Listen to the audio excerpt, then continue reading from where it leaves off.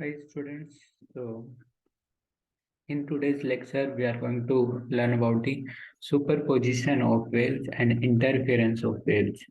So this topic is related to the 11th waves topic and the topic of wave optics that is in our 12th class. So let's start.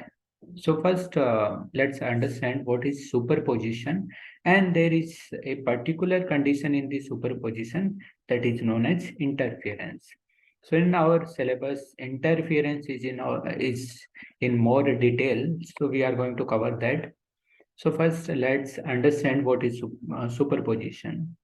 So here I am taking a wave. Let's say this is the wave that is traveling in the positive x direction, and there is another wave that is traveling in negative x direction on the same string. Okay, and here I am taking the example of wave on a string. You can take example of sound wave, you can take example of the light waves. Okay, so here this wave is traveling, let's say the amplitude of this wave is y1, and the amplitude of this wave that is traveling in negative x direction, amplitude is y2. Now try to imagine that when these both the waves will reach the point uh, at a common point, that they will meet with each other. So what will happen at that point? So something kind of similar condition, like you drop the stone in a river at multiple point to multiple points, then the waves that are generating due to these point will meet at some point, and there you will see that the amplitude of these two waves is added, or that is superimposed.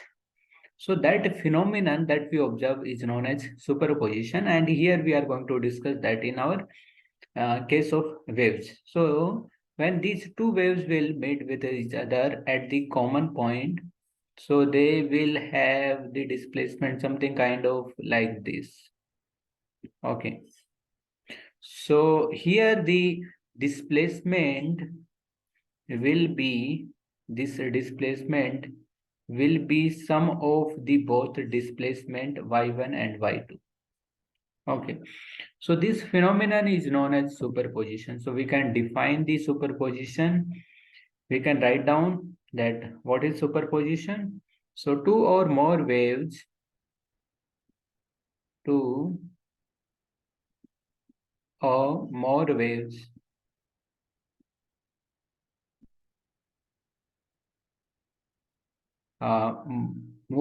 moving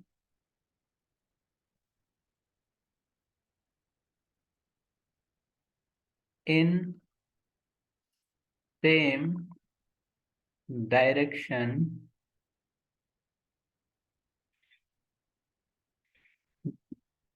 meet with each other,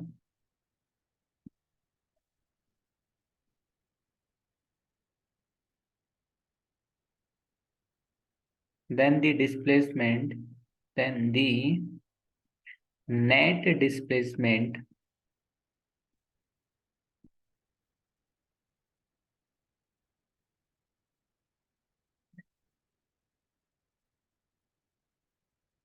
is sum of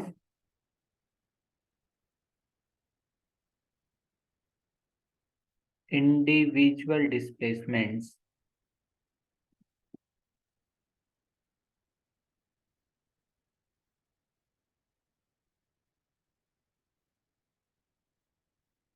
So this phenomenon is known as superposition. So now this superposition is valid only for small displacements. It is valid. It is only valid for small displacements.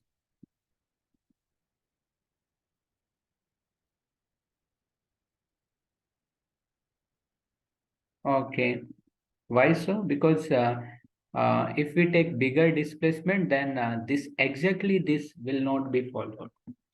Now, uh, we can take a special condition in the superposition where the frequency of waves are same, and the next condition, their amplitude is nearly same. Okay, so one condition is that their frequency is almost same, frequency is same. So we are taking the condition is here. We are going to take condition, particular condition. So when frequency is same and amplitude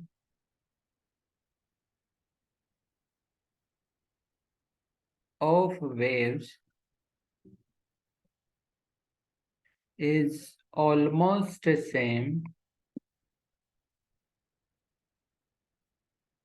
then this condition is known as interference of waves. This condition is known as interference interference of waves. Okay, so why we take these conditions? Because when we take same frequency, so particles oscillation at a one point will be uh, a fixed kind of oscillation. Like for example, if we see that this particle is going to oscillate in let's say 3 seconds, and the wave that is coming is also going to oscillate in the 3 seconds. So here the net oscillations will be some kind of, let's say, if they oscillate, if the interference is destructive in what is mean by that is that, let's say, the particle, this particle is having negative displacement and the coming wave is going to have here the positive displacement, then the net displacement will be y2 minus y1, right? So that will be fixed, right? So when frequency is fixed, this net displacement of a particle at one position is fixed, and that's why we will be able to observe a particular kind of pattern.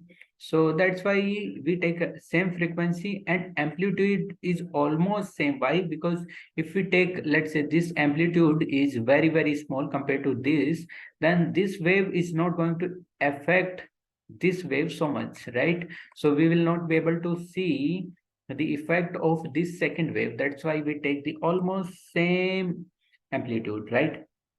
So like we can, in the case of sound waves, you can experiment this phenomenon using this kind of device.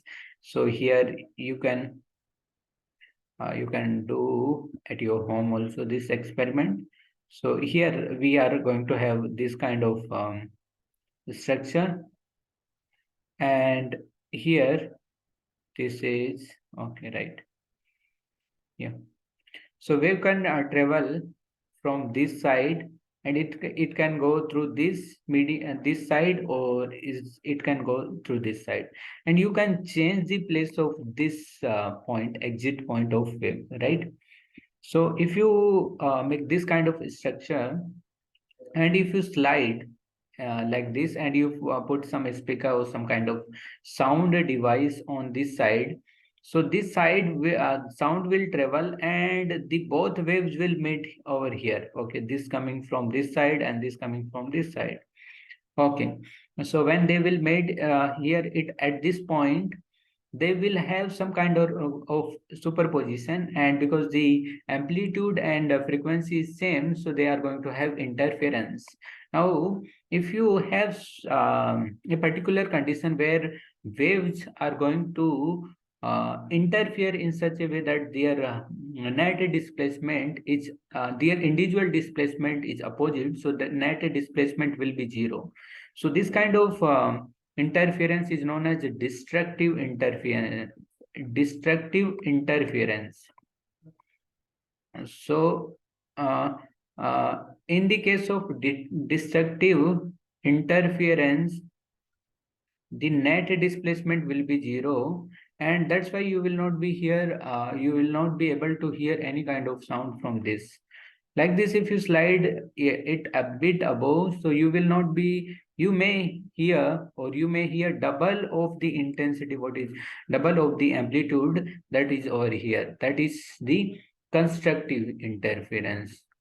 So constructive interference and destructive interference, there these are the two kinds of interference that are going to happen in this kind, in the phenomenon of interference.